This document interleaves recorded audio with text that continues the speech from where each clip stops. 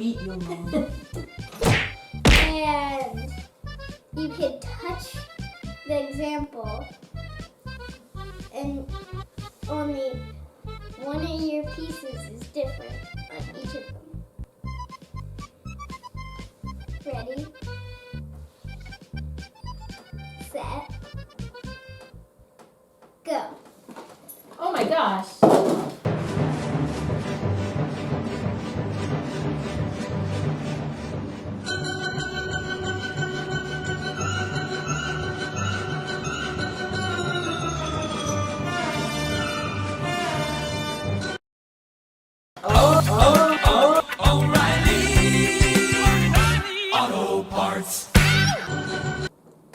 I'm totally gonna edit that to be something.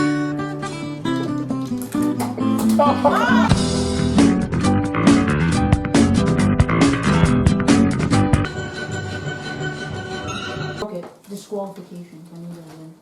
Hey. I think I'm done. Okay, Second. then expect it. Hey! I need to. I need to. Annie. I'm sorry. Here for back.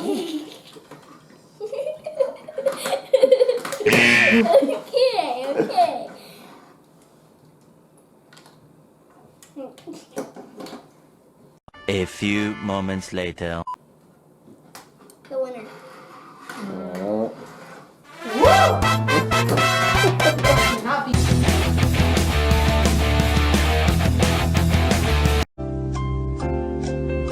Hey, Mom, you ready to play the game? All right, let's go. All right. So, just off the top of your head, can you name all 8 of your kids, though?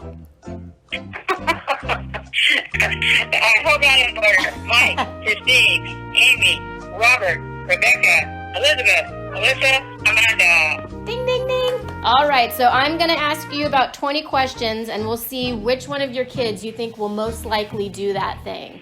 You ready? Okay. All right. All right. Which one of your kids is most likely to give all their money to charity? Oh, wow. I'm going to say Rob. All right. Most likely to do something embarrassing in public? Why are you asking me these things? I don't know. I'll go Mandy. Okay. Most likely to cry at a movie? Oh, Amy. Most likely to be a comedian? Oh, there's always laughing. Becky. All right. Which one of us would skip taking a shower for a week? Becky. She does. Well, Hike. if she can go mountain climbing, she can. Right. Yeah. Who would most likely move to a different country? Oh, wow. Good question. Christine. She's pretty adventurous. Most likely to appear on a reality TV show? Melissa. Who would look most likely to remember an important birthday? You. Elizabeth. Most likely to fart silently in a crowded room? To what silently? Fart. Me. Oh no! You can pass. You have a couple passes if you want. Oh, okay. I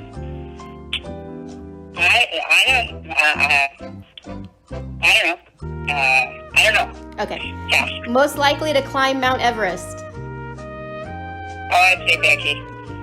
Most likely to run for public office? Oh, that's a good question. How many answers? Mike. Mike. All right. Who would star in a movie as the villain? You have terrible questions. That's a villain. Or the hero? Or the hero? Which one do you want? Or the hero. Oh, okay. The hero, Amanda. Okay. Most likely to sing out loud with the car radio? How old are you guys? We learn from the best. Amy? All right. Okay. Most likely to win a board game? You, Elizabeth. Oh, nice. Most likely to burn the meal that they are cooking. Me. Let me see. You guys all cook. I don't know, let's say Amy. I have no idea. Most likely to lock their keys in the car. Me. I think Mandy's done that on occasion. She's done it? All right. Who would be most likely to try something new? All of you guys. None of you guys are afraid of new things. Well, let's go Elizabeth. You tried something new just yesterday. Who is the most sarcastic? I don't know. Let's go Melissa. Who's the most creative? Creative? Creative, yeah. Elizabeth, yeah. And who do you think is the most like you? Oh, most like me. All of you guys have parts of me and you. I think Mandy, because she's kind of opened her house and her heart to those that need a place to be safe. So, I say Mandy. All right. And who's your favorite? Just kidding. That's not a question. I'm just kidding. You can't do that. I don't have a favorite. You guys are all amazing. I'm so grateful to know you and have to let me try. Okay, stop it. Okay, thanks for playing, Mom. Love you.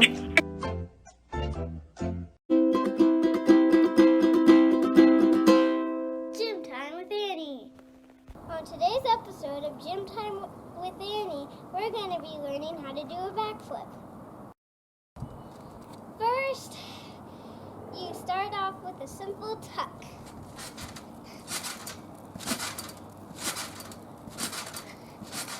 Next, we're going to do some back jumps.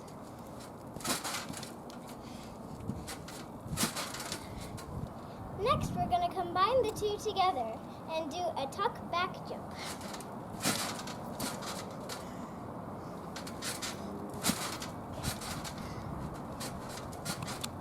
Last, we're going to do 2 to 4 big jumps, combining the 3 elements together. Come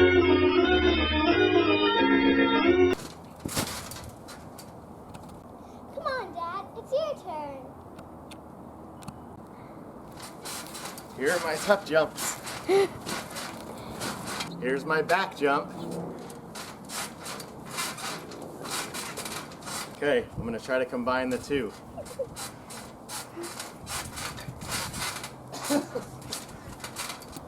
All right, a couple of big bounces and I'm going for it. How was that?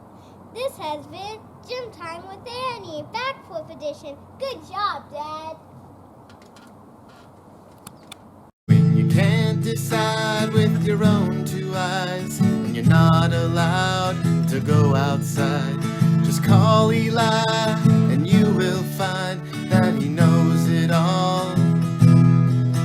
The biology guy. This week, horned lizards. All right, everybody. So here we are again with the biology guy for our second edition. And again, Annie and I doing a little science this week. And we had a little argument or discussion. What would you call it? A discussion? Okay, over whether or not it's a horny toad or a horny lizard. So we brought in the biology guy to help us explain. I think he has a little knowledge on this subject. All right, Yeah. what do you got for us? All right. So the horny toad is not a toad at all. The actual proper name for it, or the common name for it, is a horned lizard. And there's about 22 species of them in the world. They belong to a genus called Phrynosoma.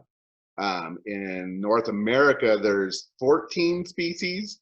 In California, we've got 4, and we share 2 of those with Oregon, I believe, but mostly Eastern Oregon. And the 2 species that you have are these 2 right here, which is the pygmy shorthorned lizard, which has this range right here.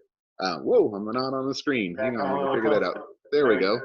And then the other one that you have is the desert horned lizard, which is similar to what you would see in California, but what you're used to seeing in California, but it's considered a northern species of it. Again, Annie is feverishly writing down her answers. She has compiled a list of questions for you about horned lizards, and so I think she's writing down her answers as quickly as she can. Do you have any right now that he hasn't answered yet for you? Horned lizards eat primarily, almost entirely, ants. And one of the factors that actually is hurting some of the species, not so much the desert or California coastal species that we're looking at, but a lot of the other species is invasive species of ants, which are one, more aggressive, two, less nutritious, but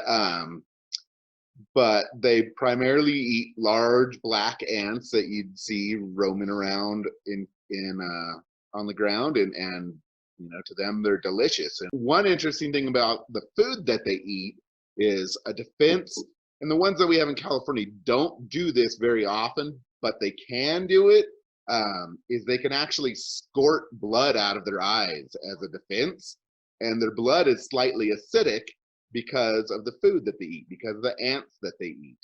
Because ants, I don't know if you've ever been bitten by an ant, they have a lot of like acidity in them. You got some ant bites right now? Yeah, we're working in the yard. We both got a couple right now from working in the yard. So that stingy feel sensation that you get from that is what's transferred into the horned lizard blood and can be a deterrent. It's not really like it's as toxic as an ant bite so much, but and very infrequently do the species that we have in California or Oregon do that. There are species that do it more readily. So it's not meant to harm, it's just meant to deter so they give it a chance to get away. Exactly. Okay. All right. What else you got that he hasn't gotten for you yet? How big do they get? How big do they get? Well, the biggest one lives in Texas, and if you include its tail, which is not something that in biology we deal with much, but if you include its tail, it gets a little over 7 inches. But what we deal with in biology is called an SVL length. And let me see if I can fold this page a little bit better so you can see it. But let's see. So an SVL goes from the tip of the snout here. So this is looking at the bottom side of the lizard, all the way to here, which is at the base of the tail. It's called the length. So it's snout vent length is what SVL stands for. The vent is also called a cloaca in reptiles. So yeah, they can get up to an SVL of around 4 inches, and that's the Texas horned lizard. What is a predator to the horned?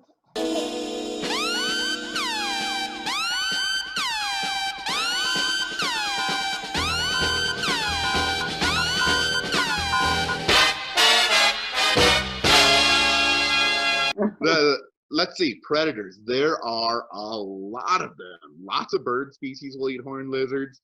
One of the things about horned lizards is that they are not very good at evading things and defending themselves. Their biggest thing that they rely on is camouflage. So camouflage will keep them hidden, and they're really good at hiding. And if somebody's coming up to them and they feel threatened, they will sit still and they'll get really low to the ground, so they're not creating any shadows, and they will just sit there and blend in, and they're amazing at it. And they even can change color slightly, kind of like a chameleon. So in the mornings when it's cooler and the ground is damp and darker, they'll be damp and darker. And then when it gets warmer out, they'll get a little bit more vibrant and blend into their surroundings. And even regionally, the same species of lizard will look different depending on the habitat that it's in. They also burrow underground and will get under shrubs, but they're not very good at running. They can run for short distances and usually try and get to cover, or they'll burrow themselves. And if they're actually picked up, they'll kind of shake their heads from side to side using what is called a crown. So, some of them, different species have bigger crowns than others. Some almost have non-existent crowns, like this guy here. But these are all different crowns of horned lizards, and that's one of the ways that you can distinguish some of them from another, besides geography and size and whatnot. But so they'll try and get those crowns in there. But if say a species like a snake eats them very frequently, or will get a hold of them and it can't get past that crown, and horned lizards have the ability to puff themselves up. They're really wide, and around the edge they have a frill of sharp spines too, so they can get themselves usually not very effective at like hurting something so much as making it very difficult to eat them. But birds will eat them. Really what they do is they'll flip them over because they can get to their soft underside and eat them from the bottom. But snakes will grab them, other lizards will eat them. So they have a lot of predators out there. Okay. What is the lifespan Of the horned lizard? Oh, gosh. It's hard, huh? The lifespan in captivity, you're looking at maybe under optimal conditions, maybe about 10 years. That was kind of one of our other questions was, I know at the desert we found them and we had that terrarium on the porch. We'd keep them while we were out there for a few days and then let them go. But kind of along those lines is, do they make good pets? Could you have a horned lizard for a pet? Yeah, a lot of people like to get horned lizards for pets. And the tricky thing is making sure that they eat and that you can get the food source. Most pet stores don't carry ants like they do crickets or mealworms for food. So you're kind of on your own for growing your own ant colony or going out and sourcing it outside. You got anything else, or? No. Well, yeah, we just wrote down fun facts, but I think, shooting blood out of their eyes and puffing up to prevent being eaten, those are some pretty fun facts. So unless you have something else. One thing that we didn't talk about when we were talking about turtles the last time, and it's the same with horned lizards, is that it's important to know that they're exothermic. And so we don't see them for a lot of the year when we live in areas that get cold. They'll live underground in burrows because they rely on the ambient temperature and the sun to regulate their temperature. So a lot of people will say they're cold-blooded, which isn't necessarily accurate. They actually have warmer blood a lot of the time than what we have because they're relying on the ambient temperature of their environment, which a lot of times is the desert, which is, we weren't able to thermoregulate. We would not last in the desert, but we can control our own body temperature where they can't. So horned lizards, like other reptiles, are exothermic. Cool. All right. All right. That answer about everything? I think, yeah, she's got everything checked off. I think we're good. And all right. Thank you again, the biology guy, for spending a few minutes with us, and maybe we can do this again next week. Sounds good. Talk to you guys later. Talk to you later. This has been the biology guy.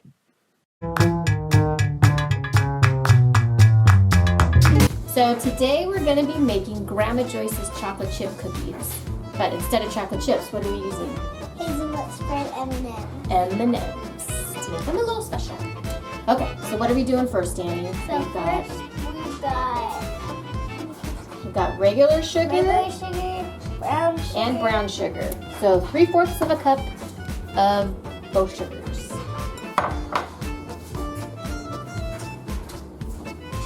Okay, we're gonna mix that up a little bit.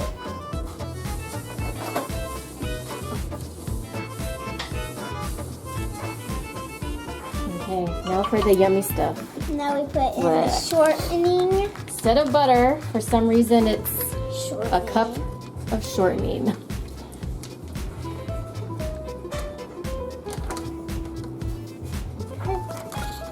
And we're gonna use the hand. This one.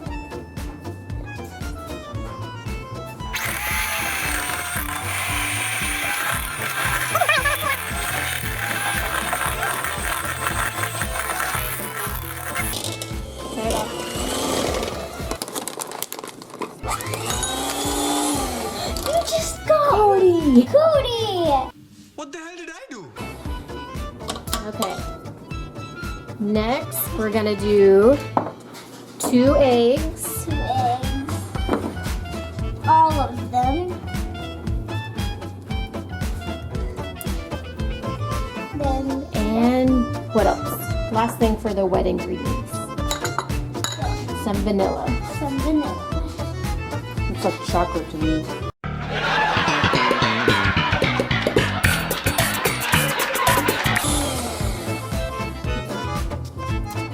Now Put some flour in.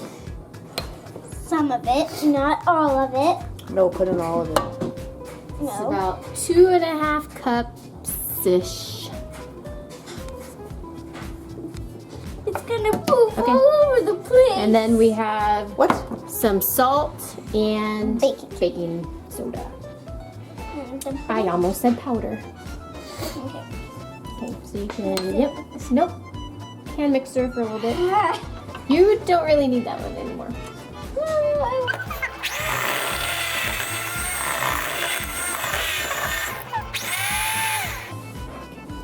I'm going to mix the rest in. No, I don't Put the flour in. Put the rest of the flour in. want to mix it. And Mix it. you have the hard job of putting some M&Ms in. Hand me some. Nah. I think you've probably eaten plenty. I've only had 4. Teen. Excuse me.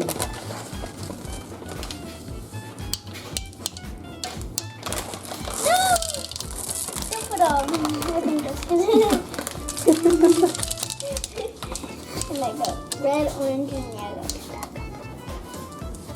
Okay, so this is done. We're gonna get out the scooper, yeah? Yeah. Scoop them up as soon as Annie's done eating all the M&Ms. Okay, so now we're gonna scoop them. We're gonna have some ginormous cookies.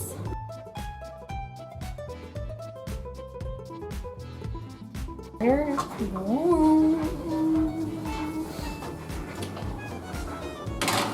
About 10 minutes. Only made 6. We'll see.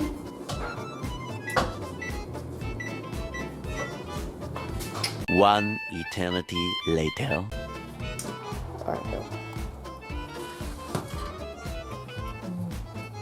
Wish there was smell-o-vision, because they smell amazing.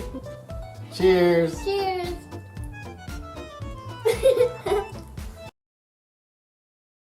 And now, a moment with a dog that has way too many tennis balls.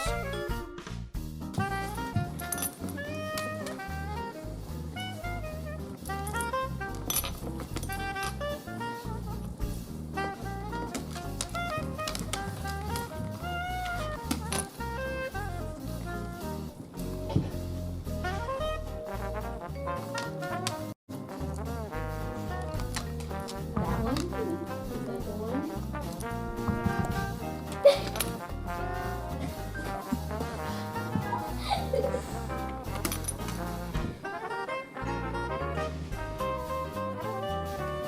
This has been a moment with a dog that has way too many tennis balls.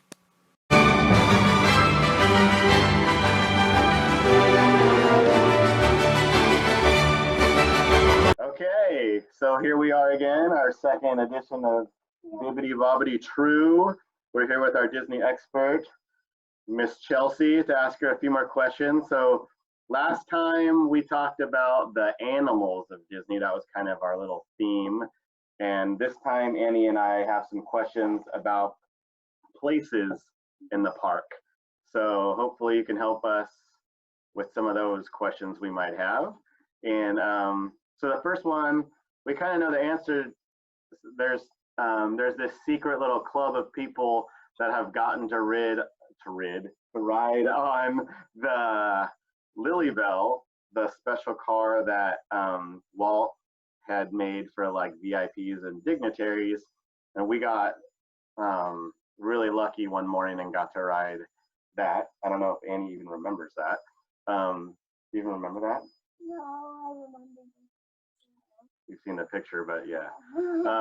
So our question was, is that still rolling around Disneyland? I know at that point, at one point, you know, it was just one time or 2 times a day, but I haven't really seen anybody post anything about it lately. So I wondered if that was still going on. So yeah, it still does go around the park. unfortunately, it is not open to the general public anymore. You do have to be either a part of Club 33 or you have to go on one of the Disney tours to ride on the Lily Bell now. Okay. Well, there we go. So you would recommend a tour then, because that was a pretty exciting experience for us. I would highly recommend a tour. There are also a couple of magical things that cast members can do, so it never hurts to ask. Worst they can say is no, but they do have these things called a no strings attached coupon that they're able to give to some lucky person once a day. Each cast member gets one, so you never know. You can always try. Okay. All right. Well, I think Annie had our second question of the day. I've been reading Kingdom Keepers, and is it true that Walt had his own personal apartment above the fire station? That is true. Walt did have his own apartment above the fire station at Disneyland. And there were actually plans for another apartment above Pirates of the Caribbean. We can get into that some other time. But the apartment is still there, and they still do tours. Again, you can see it on one of the Disney tours. They also provide tours for the cast members for free to go see the apartments. And I was lucky enough on my Disney College program to go and see Walt's apartment. So that was pretty fun. Is it just like, give us kind of a walkthrough? Is it just like a little studio apartment, or like does it actually have like a kitchen and bathroom and stuff? Or I mean, so it's a studio apartment, so there's no bedroom. It's just a little like a living room that has 2 beds, one for Lillian, one for Walt, and then a little couch in the middle and a couple of chairs. And then there was a long counter to cook on, and it had a stove top and everything, so you could call that the kitchen. And then around the corner there was a very, very tiny bathroom, just big enough for you to take a shower and get ready for the day. There is an interesting fact about his shower that it it was one of the first to have multiple shower heads in the shower. Okay. Cool. I think our last question is another kind of Kingdom Keeper-y book. Annie's not there yet, but in one of the further down the line books, they talk about, they get to Club 33, and I don't know if you've ever got to go into there, and I know that's pretty exclusive, so I don't know if cast members get to go in there or not, but they talked about them being a chandelier above that was mic'd up. So you could basically, in the book, like they were eavesdropping on a group of people that were there, but I've heard that they had it mic'd up so that like the serving staff could hear what the people were talking about at the table and bring them things like before they had a chance to ask for it. So have you heard about that? Yes, I can confirm that that is in fact true. They did, so it was very exclusive club, and we can get into that another time if you want to too. I have a lot of tidbits about Club 33. I've never been. I would love to go. I have a ton of pictures in front of the Club 33 sign, but that's about as far as I've come. But I have read quite a bit about Club 33, and that is one of the hidden secrets, is that there are little tiny, like the size of a quarter microphones hidden inside the chandelier, and that was Walt's way of providing excellent customer service and efficiency, and really making sure that his guests were getting everything that they wanted in a timely manner. All right. Well, I think that you've answered our questions today again, and hopefully we can meet again next week, and we'll have some more questions about the Magic Kingdom and yeah. All right. Sounds like a good time. All right. Thanks a lot again. We'll talk to you soon. Hey, talk to you soon. Bye.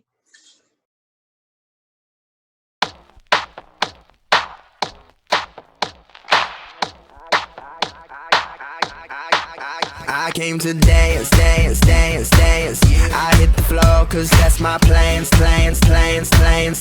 I'm wearing all my favorite brands, brands, brands, brands. Give me some space for both my hands, hands, hands, hands. You, cause it goes on and on and on. And it goes on and on and on. Yeah, I throw my hands up in the air sometimes, saying, ayo, gotta let go. I wanna celebrate and live my life, saying, ayo, baby, let's go. Cause we gon' rock this club, we gon' go all night. We gon' light it up like it's dynamite. Cause I told you once, now I told you twice. We gon' light it up like it's dynamite. I came to move, move, move, move. Get out the way of me and my crew, crew, crew, crew. I'm in the club, so I'm gonna do just what the folk came here to do. Yeah, cause it goes on and on and on.